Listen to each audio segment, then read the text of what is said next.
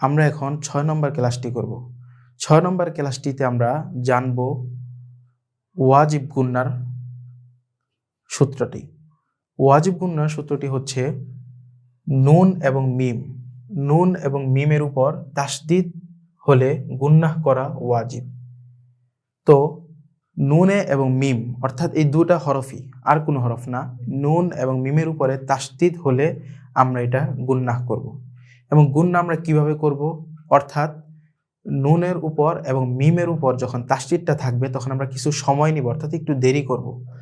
যেমন ধরুন এখানে এই যে নুন, তার উপরে আমরা তাসদিদ দেখতে পেলাম, অর্থাৎ এখানে আমরা উচ্চারণ করব হচ্ছে, দেখুন, ইন ইন, তারপর হারকাত অনুযায়ী না, ইন না। আম আম মা, দেখুন এটা পড়ছি এখন, আম আম মা। এই যে একটু সময় নেওয়া, আন আন, এই সময় নেওয়াটাই হচ্ছে গুন্না। অর্থাৎ কিছু সময় আপনি ধরে রাখতে হবে। যখন আপনি কিছু সময় ধরে রাখবেন হরফটা, তখনই আপনার গুন্নাহটা আদায় হয়ে যাবে। অর্থাৎ আন, তারপর হারকাত অনুযায়ী না, যদি ই থাকে তাহলে আন নি, যদি উ থাকে তাহলে আন নু, আন না, আন নি, আন নু। এভাবে আমরা গুন্নাহটা আদায় করব। এবার দেখুন আমরা একটু অনুশীলনে যাই। শুরুতে হচ্ছে কি সুম, এই মিমের উপরে আমরা তাসদিদ পেলাম, তাহলে হচ্ছে এখানে পড়তে হবে আমাদের সুম্মা সুম্মা। তারপর দেখুন লা তুস আ, এই যেখানে আবার পেলাম নুন, লুন্না সুম্মা লা তুস আ লুন্না। এখানে আমরা ওয়াজিব গুন্না করলাম মিমে এবং নুনের উপরে। যখন আমরা মিম এবং নুনের উপর তাসদিদ পাবো তখনই আমরা ওয়াজিব গুন্না করব। আসুন এবার আমরা অনুশীলন করি। দেখুন শুরু অনুশীলন হচ্ছে ইন্না, তারপর হচ্ছে রন্না, তারপর হচ্ছে জন্না, হুন্না, দন্না, ফা ইন্না, জান্নাতুন, জান্নাত, জাহান্নাম, দাখালতুন্না, ইন্নাকুম, উম্মাতুন, মুহাম্মাদুন। এই যে আমি যে এতক্ষণ অনুশীলন করলাম, অর্থাৎ যেই সমস্ত হরফের উপরে আমি সময় নিয়েছি ওই সমস্ত হরফগুলি হচ্ছে গুন্না হরফ। অর্থাৎ এই সমস্ত হরফের উপরেই তাসদিদের থাকার কারণে আমি কিছু সময় নিয়েছি, অর্থাৎ গুন্না করেছি। এবার আসুন আমরা আরেকটু অনুশীলন করি। দেখুন এই যে এটা হচ্ছে মিম, মিমের উপর আমরা কি পেলাম? তাসদিদ। তাহলে আমাদের পড়তে হবে কিভাবে? একটু গুন্নাহ করে। দেখুন আম্মা, এই এখানে একটু সময় নিতে হবে। এই সময় নেওয়াটা মানেই হচ্ছে গুন্না। আম আম্মা আম্মা। তারপর দেখুন এই যে জন জন না, জন না, জন না। এই যে ধরলাম, কিছু সময় নিলাম, এই সময় নেওয়াটাই হচ্ছে কি গুন্না। তাহলে এবার আমরা নুনে এবং মিমে যখন আমরা তাসদিদ দেখতে পাবো তখনই আমরা গুন্নাহ করবো। আর এই গুন্নাহ কি বলা হয়? ওয়াজিব গুন্নাহ। আচ্ছা আমরা এবার খ সেটা দেখি। শব্দের শুরুতে আলিফ এবং লাম আসলে সাধারণত আলিফের উপর আ দিয়ে পড়তে হয়। দেখুন এই যে এটা হচ্ছে একটা শব্দ, এই শব্দের শুরুতে আমরা আলিফ পেলাম, লাম পেলাম। তো এবার আমরা এই শব্দটা কিভাবে শুরু করব? আমরা অনেকেই কোরআন পড়তে গেলে যখন এরকম দেখি যে কোনো একটা হরফ বা শব্দ থাকে তার শুরুতে কিছু দেওয়া থাকে না, তখন কিন্তু আমরা একটা কনফিউজে থাকি যে আমরা কিভাবে এটা পড়বো। শুরুতে আমরা কি আ দিয়ে পড়বো, না ই দিয়ে পড়বো, না উ দিয়ে পড়বো, এরকম একটা আমাদের ভিতরে কাজ করে। কিন্তু আলহামদুলিল্লাহ এই ক্লাসের মাধ্যমে আপনাদের সেই ভয়টা কেটে যাবে এবং আপনারা এখন শিখতে পারবেন। সেটা হচ্ছে দেখুন আলিফ এবং লাম। আলিফ এবং লাম যখন শব্দের শুরুতে থাকবে, এটা হচ্ছে একটা শব্দ, এই শব্দের শুরুতে আমরা এখন আলিফ লাম পেলাম। অর্থাৎ এই আলিফ লাম আমাদের সাধারণত একটা আ দিয়ে পড়তে হবে। আলিফের উপর একটা আ দিয়ে আমাদের পড়তে হবে। এই যেখানে দেওয়া আছে এখানে একটা শুরুতে একটা কি আ দিয়ে পড়তে হবে। তাহলে আমরা কিভাবে পড়বো? দেখুন আর রহমানু, আল্লাজি, আলিফে কিন্তু কিছু দেওয়া নাই, কিন্তু আপনার নিজে থেকে একটা মনে মনে আ দিয়ে তারপর এই শব্দটা আপনার পড়তে হবে। আশা করি এই বিষয়টা আপনারা বুঝতে পেরেছেন। এবার দেখুন সুকুন, সুকুনের পর তাসদিদ থাকলে সুকুনের অক্ষর পড়তে হয় না। এই যে এখানে হচ্ছে সুকুনের হরফ, সুকুনের হরফের পর আমরা তাসদিদ পেলাম, সুতরাং এখানে আমাদের সুকুনের হরফটা পড়তে হবে না। তাহলে আমরা কিভাবে পড়বো? মির রব্বি, এখানে আবার আমরা সুকুন হরফ পেলাম, তাহলে পড়তে হবে মিম মিসলিহি। আচ্ছা, আশা করি বুঝতে পারছেন যে কোন হরফগুলো পড়া হচ্ছে আর কোনটা পড়া হচ্ছে না। তাসদিদ ওয়ালা হরফটা পড়তে হচ্ছে আর সুকুন ওয়ালা হরফটা পড়তে হচ্ছে না।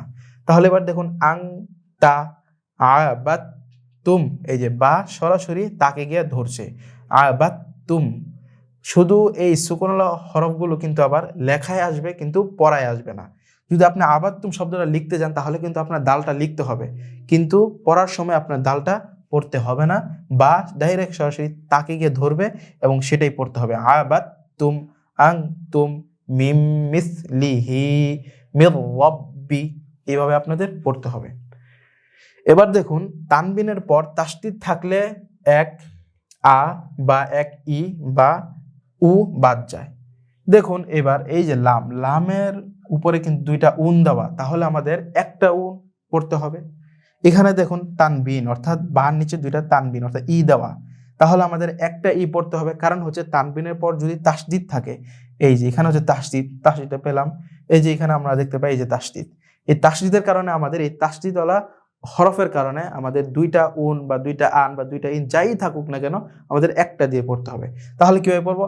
হাব লুম মিম মাসাদ লাহা বিউ ওয়া তাব, হাব লুম মিম মাসাদ লাহা বিউ ওয়া তাব।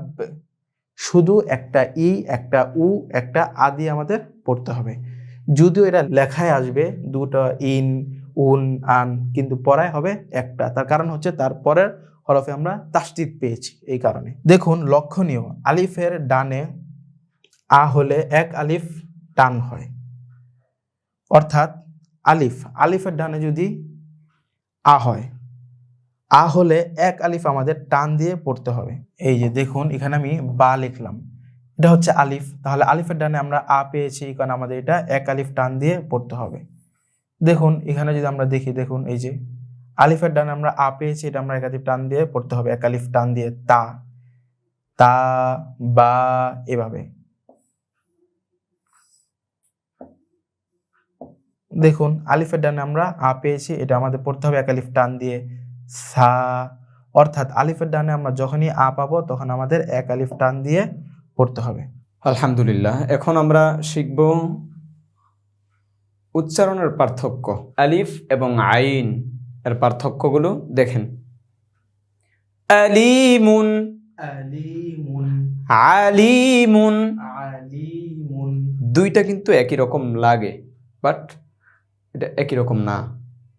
খুব সূক্ষ্মভাবে খেয়াল করবেন এবং আপনিও নিজে উচ্চারণ করবেন। আলিমুন, আলিমুন, এটা হামজা, দ্বিতীয়টা আ আ আলিমুন।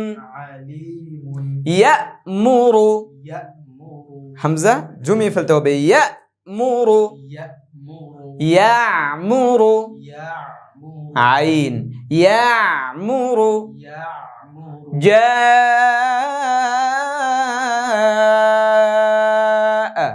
জাআ, জাআ, জাআ, আতাত, আতাত, আতাত, আতাত, আতাত, আতাত, হামজা এবং আইন, আতাত, আতাত। আতাত, আতাত। তা এবং ত এর পার্থক্য। তাবা, তাবা, তাবা, তাবা, তালাকিন, তালাকিন, তালাকিন, তালাকিন, قناتا، قناتا، قناط، قناط، قدم، قدم، قطم। قطم। ফা এবং সিনের পার্থক্য দেখেন। Cassava, كسب، cassava, كسب، সানিয়াতান, ثانية، সানিয়াতান। ثانية، ফাটা ফা, সিনটা সা। তারপর সুরাতান, سورة، সুরাতান, سورة، সারা, سار، সারা سار হা এবং হা এর পার্থক্য আহলান أهلا আহলান أهلا ইয়াহবিতু يهبط ইয়াহবিতু يحبط হারিরা هريرا হারিরা حريرا সাহিরুন ساهر সাহিরুন ساحر দাল এবং ল শাযযা شذ শাযযা شظ শাযযا شظ নাযারা نذر নাযারা نظر যাল্লা ذل ظل ظل نذيرا نذيرا نظيرا نظيرا আলহামদুলিল্লাহ আশা করছি এগুলো বুঝতে পেরেছেন এখন দেখেন সিন এবং শিনের পার্থক্য সাদ্দা শাদ্দা سد شد সাতারা শাতারা سطر شطر সালা শালা سال شال এটা কোন শালা এটা পড়ার শালা ধরেন সালা سال শালা شال সাদিদুন سديد শাদীদুন শাদীদা سديد শাদীদা শাদীদা سديد شديد মাশাআল্লাহ সিন এবং সাদ এর পার্থক্য পড়ব আমরা হারাসা حرس حرص حرس سبح سبح صبح صبح سور سور صور صور বুঝতে পারতেছেন তো আশা করছি পার্থক্যগুলো তো বুঝতে পারতেছেন আশা করা যায় ধরেন নাকাসা نكس নাকাস نكص বদ এবং ল এর পার্থক্য পড়ব ধরেন ব ব ব বন্না ظن ল ওয়ান্না ظن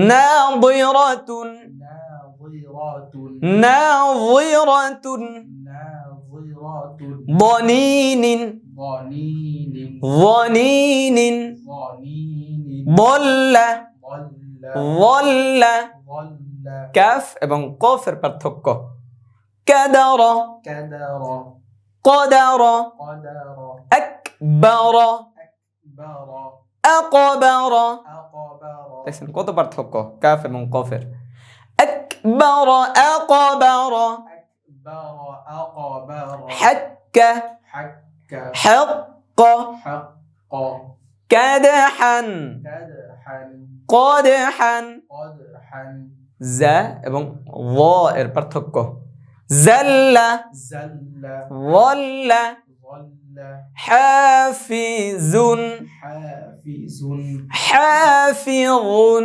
حافظ زهور زهور ظهور ظهور عزيمة عزيمة عظيمة عظيمة আলহামদুলিল্লাহ আশা করা যায় বুঝতে পেরেছেন এই ক্লাসগুলো পিছনের পর্বগুলো যত বেশি প্র্যাকটিস করবেন রিহার্সাল করবেন আপনার সামনেগুলো তত সহজ হবে এবং আপনি স্ট্রং হবেন মজবুত হবেন কোরআন কারীমের উচ্চারণগুলো তত মজবুত হবে শক্ত হবে বিশুদ্ধ হবে আশা করছি ইনশাআল্লাহ প্রচুর পরিমাণে মেহনত করবেন এবং এই মেহনতগুলোর জন্য রব্বুল আলামিন কবুল করে নেয় আমিন দেখা হবে কথা হবে পড়া হবে পরবর্তী ক্লাসে ইনশাআল্লাহ তাআলা আসসালামু আলাইকুম ওয়া রাহমাতুল্লাহি ওয়া বারাকাতুহু